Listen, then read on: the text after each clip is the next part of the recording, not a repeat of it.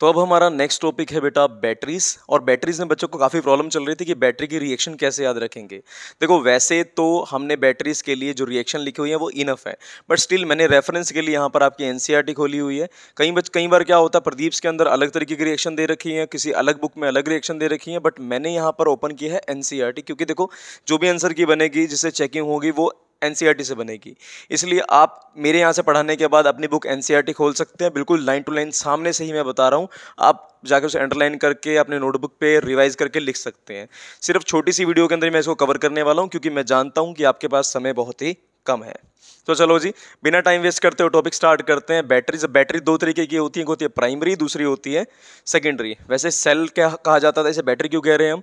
Battery बेटा commercial चीज़ों को कहा जाता है, जब इसको हम कॉमर्शियल फॉर्म के अंदर यूज़ करना स्टार्ट कर दें तो उसे क्या बोलते हैं, हम बैटरीज बोल देते हैं। और इसके अंदर आते हैं दो तरीके के, एक आता है बेटा यहाँ पर जो कि प्राइमरी होती है, दूसरी होती है सेकेंडरी। प्राइमरी वही होती है इसको रीचार्ज रीयूज नहीं किया जा सकता, क्योंकि इसके अंदर की रिएक्शन रिवर्स नहीं की जा सकती। सेकेंडरी क्या होती है, रीचार्ज रीयूज की जाती हैं। जैसे कि आपके घर में जो इन्वर्टर बैटरी लगा हुआ है वो बार बार चार्ज होकर यूज हो सकता है, लेकिन आपके जो रिमोट के अंदर सेल है वो बार बार रिचार्ज रीयूज नहीं हो सकता। जिस फोन या डिवाइस के अंदर आप ये वीडियो देख रहे हो वो रिचार्ज रीयूज किया जा सकता है, इसलिए वो कौन सी फॉर्म आ गई, सेकेंडरी बैटरी आ गई। उसे भी पढ़ेंगे, सबको यहाँ पर हम पढ़ने वाले हैं। सबसे पहली जो टॉपिक आता है हम यहाँ उठाने वाले हैं बेटा इस रिएक्शन को, इसे बोलते हैं बेटा ये कहाँ यूज़ होता है, ड्राई सेल है बेटा। ये ड्राई सेल कहाँ यूज़ होता है? ड्राई सेल आपके रिमोट्स के अंदर, आपके जो आप रिमोट एसी के लिए यूज़ कर रहे हो, जो आप बेसिकली टीवी के लिए यूज़ कर रहे हो उस रिमोट के अंदर, एलईडी के लिए यूज़ कर रहे हो वो वाले रिमोट के अंदर। और इसके अंदर हमने सिर्फ पढ़ने लायक चीज़ क्या है, सिर्फ हमने बेटा रिएक्शन पढ़नी है, इस पूरे को हमने नहीं बनना, क्योंकि कभी भी क्वेश्चन नहीं आएगा कि इसकी आप पूरा स्ट्रक्चर बता दो। मैं बताने को तो बता सकता हूँ, लेकिन हमारा टाइम बहुत लिमिटेड और बहुत इंपॉर्टेंट है, तो इसलिए सीधा मुद्दे पर आते हैं। देखो जरा ध्यान से, हमारा जो रिमोट होता है, हमारा जो सेल होता है, ये किससे बना होता है, जिंक से बना होता है बाहर से, राइट। तो ऊपर कौन सा लेयर होता है, जिंक होती है, और जिंक पैदा ही ऑक्सीडाइज होने के लिए हुआ। जिंक जल्दी से क्या बन जाता है, जिंक 2+ से बन जाते हैं यहाँ पर, और यहाँ पर 2 इलेक्ट्रॉन बाहर निकल जाते हैं। ये 2 इलेक्ट्रॉन बाहर निकल रहे हैं तो यहाँ पर क्या चार्ज आ गया, नेगेटिव चार्ज आ गया, और यहाँ पर हुई ऑक्सीडेशन। जो ऑक्सीडेशन होती है उसे क्या बोलते हैं बेटा, हम एनोड बोलते हैं, राइट। अब नेक्स्ट आता है जहाँ पर रिडक्शन होगी, जिसे कि हम कैथोड बोलते हैं। बेटा इसके अंदर अंदर जो फिल हुआ पड़ा होता है वो है MnO2। क्या होता है इसके अंदर, MnO2। MnO2 के साथ यहाँ पर होता है अमोनियम, राइट, अमोनियम। अब देखो बेटा अमोनियम क्या बनाएगा, हमें पता है बेटा कि ये अमोनियम मिलके बना किससे है, NH3 से और H+ से। इसका काम भी यही है कि सिर्फ H+ को देगा और खुद निकल जाएगा। देखो सिंपल सी रिएक्शन है, MnO2 मतलब कि ऐसा स्ट्रक्चर है। अब देखो एक H यहाँ से रिलीज हो रहा है, ये देखो NH3 गैस तो यहाँ से बाहर निकल गई, तो इसमें से क्या बाहर निकला, एक H+ निकला। वो H+ कहाँ चला जाएगा, इसके पास। देखो ये डबल बॉन्ड थी, डबल बॉन्ड तोड़ी उसने, सिंपली सिंगल बॉन्ड बनाई, तो क्या बन गया, ये बन जाएगा MnO, और ब्रैकेट में क्या लिख दिया हमने, OH। यानी कि हमें समझ आ गया, एक तो क्या है डबल बॉन्ड O है और एक क्या है OH है। पहले ऑक्सीजन स्टेट इसकी 4 थी, अब इसकी ऑक्सीजन स्टेट कितनी हो गई, +3 हो गई। And that is all about our reaction. अगर रिएक्शन आती है तो आपने सिर्फ इतना सा ही लिखना है, right. That is the reaction of it. दोनों को जोड़ देता हूं बेटा, यहाँ पर 2 इलेक्ट्रॉन का चेंज हुआ था, यहाँ पर भी क्या होगा बेटा, 2 इलेक्ट्रॉन का ही चेंज होगा। दोनों तरफ के इलेक्ट्रॉन आपको क्या करने हैं बेटा, बैलेंस करने हैं, राइट। तो अब ये बैलेंस कैसे होंगे, इसको भी यहाँ पर 2 कर देंगे, जोड़ देते हैं इसको, Zn प्लस 2 इलेक्ट्रॉन से 2 इलेक्ट्रॉन कट कर देता हूँ, plus 2MnO2 plus 2NH4 plus 2NH3। इससे मिला क्या अपने को, मिला अपने को Zn2 प्लस एक MnO और कौन सी गैस, NH3 गैस। MnO नहीं, MnO एंड OH, यहाँ पर क्या आ जाएगा, OH। That's it, that is the finalize reaction. अगर आपके पास मिलती है तो आपने इतना कर देना है, और ये मोर देन राइट है। इसमें कहीं भी आपके नंबर नहीं कट सकते, स्क्रीनशॉट वगैरह कर लेना, जैसे ठीक लगे वैसे लिख लेना। मैं शेयर भी कर दूंगा फाइल अगर आपको चाहिए होगी तो। अब देखो जरा ध्यान से, अब नेक्स्ट आता है इसके बाद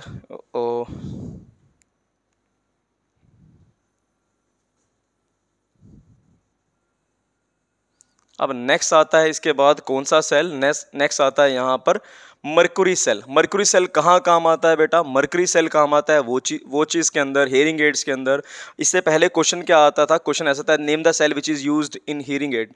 तो सिंपली तुम क्या बोल सकते हो यहाँ पर, जब वो चीज़ में यूज होता है कौन सा सेल है, वो मर्क्यूरी सेल है। और मर्क्यूरी सेल की भी सिंपल सी रिएक्शन है। देखो बेटा रिएक्शन क्या है, यहाँ पर Zn दे रखा है। अब Zn तो पैदा ही किस लिए हुआ, ऑक्सीडाइज होने के लिए हुआ है। इसके अंदर हम KOH डाल के रखते हैं तो ये रिएक्ट किससे करेगा, OH से रिएक्ट करेगा। ठीक है, तो देखो यहाँ क्या होने वाला है, Zn पैदा ही ऑक्सीडाइज होने के लिए हुआ है, ये क्या बन जाएगा, Zn से Zn2+ बन जाएगा। ऑक्सीजन से रिएक्ट करेगा तो क्या बन जाएगा, सिंपली यहाँ से ये कट कर दिया, ये बन जाएगा ZnO और पहला पार्ट खत्म। अब जरा ध्यान से देखो, एक तो ऑक्सीजन चला गया, अब यहाँ क्या बच गया, 2 हाइड्रोजन बच गए, 1 ऑक्सीजन, तो एक निकल जाएगा यहाँ से H2O, दैट्स इट। क्या बन जाएगा, एक तो ZnO, दूसरा क्या बन जाएगा H2O। देखो जो जिंक है वो क्या बन जाएगा ZnO, और यहाँ पर जो Hg है HgO क्या बन जाएगा HDO। जब पानी से रिएक्ट करेगा तो क्या बन जाएगा, देखो ये बन जाएगा प्योरली Hg। अब देखो ये ऑक्सीजन ये ले जाएगा तो यहाँ बन जाएंगे 2OH। एक ने क्या करा, 2OH से रिएक्ट करके ZnO बना दिया, एक ने क्या कर दिया बेटा 2H को बाहर निकाल दिया। तुम देख रहे हो यहाँ से ये आयन कैंसिल हो गए, यहाँ जो इलेक्ट्रॉन निकले थे, 2 इलेक्ट्रॉन यहाँ से निकले थे, 2 इलेक्ट्रॉन यहाँ से निकले थे, इनको कैंसिल कर दिया हमने। एक वाटर का मॉलिक्यूल यहाँ पर था, एक वाटर का मॉलिक्यूल यहाँ था, कट कर दिया। फाइनल रिएक्शन क्या बच गई, Zn ने रिएक्ट करा किससे, HgO से, है ना, और बना क्या यहाँ पर ZnO और Hg। अब हम इसके अंदर एक खास बात देख रहे हैं, इस रिएक्शन में कोई भी आयंस नहीं है। हो सकता है कि आपको समझ नहीं आया हो, तो मैं एक बार दोबारा इसको आराम से बता देता हूँ, ध्यान से देख लो बेटा। देखो यहाँ दे रखा है सबसे पहले आपको जिंक पैदा ही किस लिए हुआ है, ऑक्सीडाइज होने के लिए, Zn2+ ही बनेगा। इसको रिएक्ट किससे करवा रहा हूँ बेटा, मैं OH से रिएक्ट करवा रहा हूँ। जब ये OH से रिएक्ट करेगा तो यहाँ से एक O निकला, ZnO बन गया, राइट। क्या बन गया यहाँ पर, ZnO, और यहाँ से निकल जाएगा एक H2O। अब दूसरा है HgO ने जब पानी से रिएक्ट करा तो क्या बन जाएगा, देखो खाली Hg बन जाएगा। ये ऑक्सीजन भी इसके साथ चला गया तो क्या बन जाएंगे 2OH।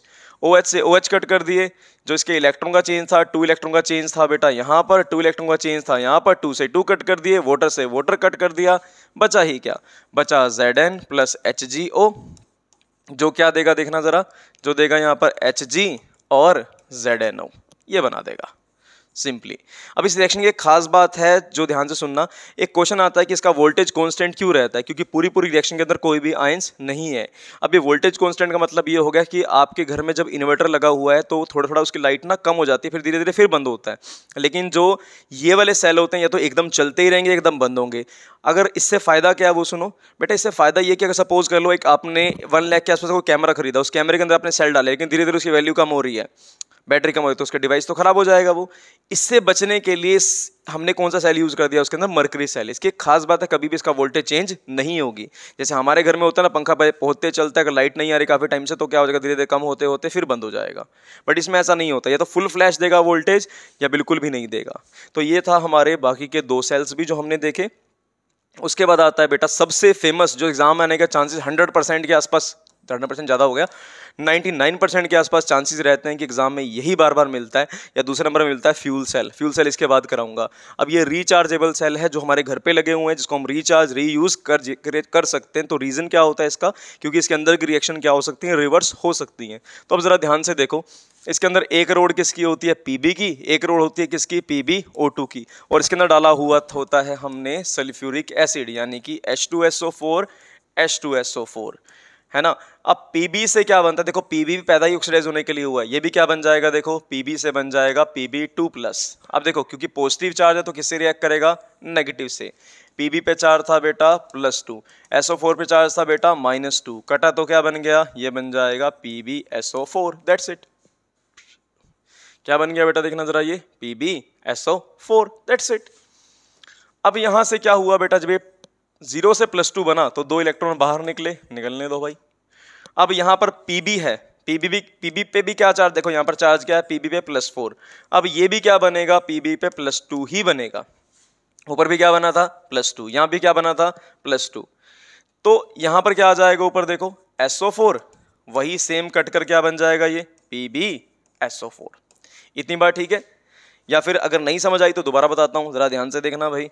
ये Pb है, एक पहले वाला Pb है, दूसरे वाला क्या है, PbO2। इसने भी क्या बनना है बेटा, Pb+2। इसने भी क्या बनना है बेटा, Pb+2। ये +4 से +2 में गया तो कितने इलेक्ट्रॉन का चेंज आया? 2 इलेक्ट्रॉन का चेंज आया। ये 0 से +2 में गया तो कितने इलेक्ट्रॉन बाहर निकले? 2 इलेक्ट्रॉन बाहर निकले। अब मैंने डालना तो इसके अंदर क्या है? H2SO4 डालना है। डालना तो इसके अंदर क्या है? H2SO4 डालना है। अब पॉजिटिव किससे रिएक्ट करेगा? नेगेटिव से। ये बन जाएगा PbSO4, ये भी बन जाएगा PbSO4। 2 इलेक्ट्रॉन से 2 इलेक्ट्रॉन गए।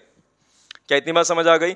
अब देखो इन सब को अगर मैं बैलेंस इसको इन सबको नीचे लिखने लगूं तो कैसे लिखूंगा? एक Pb है, दूसरा PbO2 है, और क्या है इसके बाद? H2SO4 है, कितने? 2, एक यहाँ पर एक यहाँ पर, और क्या आ गया यहाँ पर? 2PbSO4 आ गया। लेकिन आप यहाँ पर देख रहे हो कि गड़बड़ है छोटी सी। वो गड़बड़ क्या है? देखो यहाँ पर हाइड्रोजन तो एक भी नहीं है, तो हाइड्रोजन कैसे बैलेंस करेंगे? देखो यहाँ पर ऑक्सीजन भी फालतू है 2, कैसे बैलेंस करें इससे? सिंपल सा तरीका है बेटा, 2H2 और O क्या बना दूंगा मैं यहाँ पर?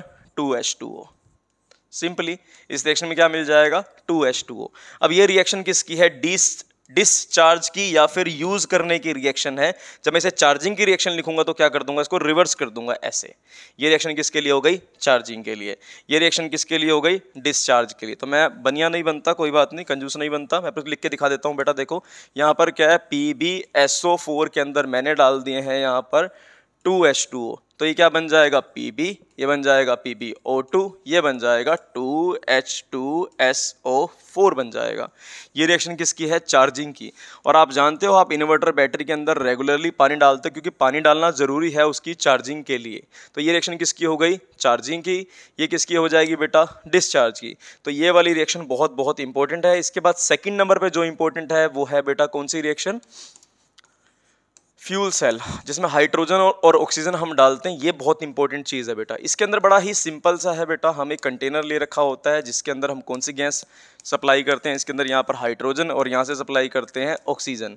बीच में बेटा हमने परफोरेटेड चीज़ बना रखी जिसके अंदर हमने फ्लूइड भर रखा है। इसके अंदर क्या होता है? KOH, H और AOH। हालांकि हमें इस बात से कोई खास फर्क नहीं पड़ता क्योंकि हमें तो क्या लिखनी है? सिर्फ रिएक्शन जिसके अपने नंबर है। तो साइड कर देता हूँ इसको।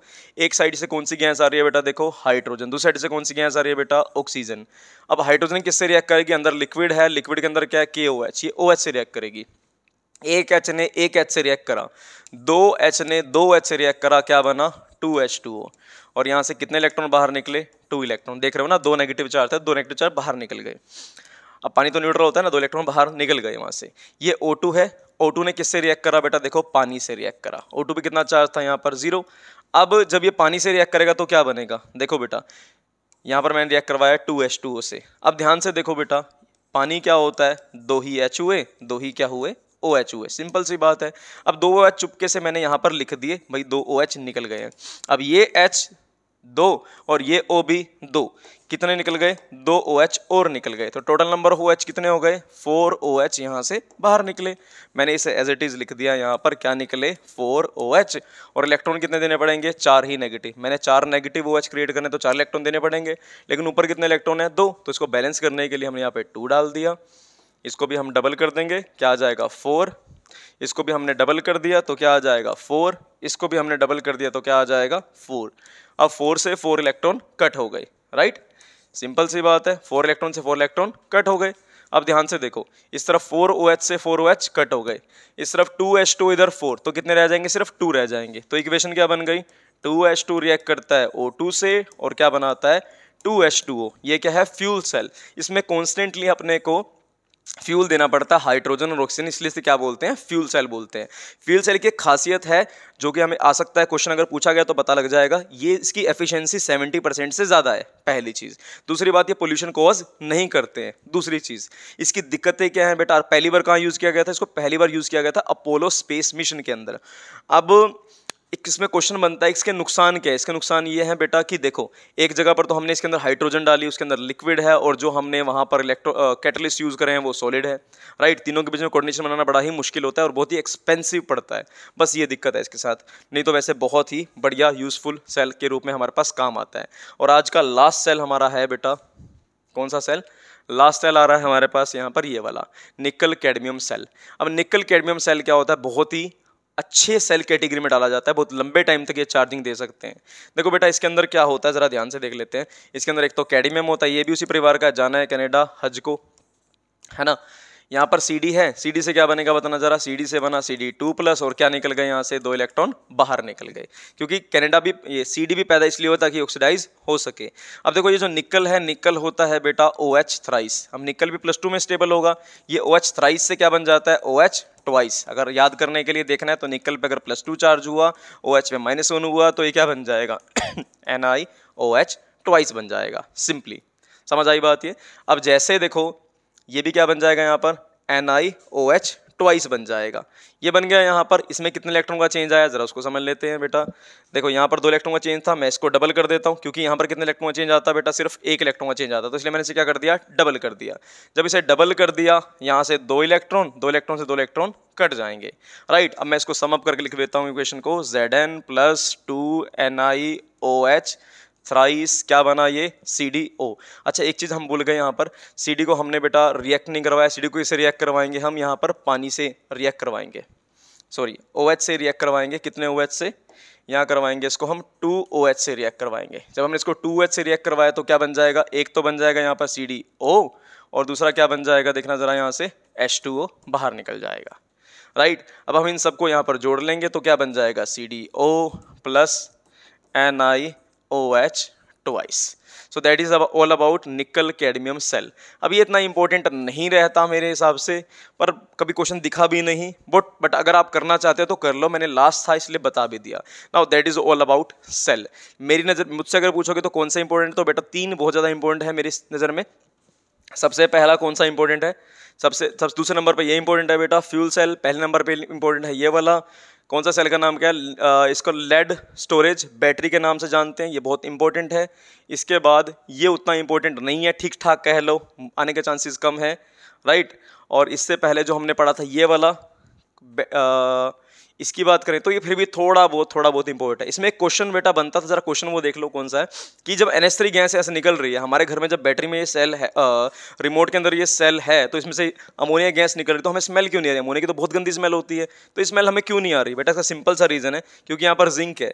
जिंक क्या करता है बेटा, देखो जिंक कंबाइन कर लेता है अमोनिया से, तो ये बन जाता है जिंक अमोनिया का 4 और बाहर आ जाता है 2+, ये कोऑर्डिनेट कंपाउंड बना लेता है। अगर आपको ट्रिक याद करनी है कि 4 कैसे याद रखोगे, देखो जितना चार्ज होता है उसके डबल अमोनिया जुड़ते होते हैं, दैट्स इट।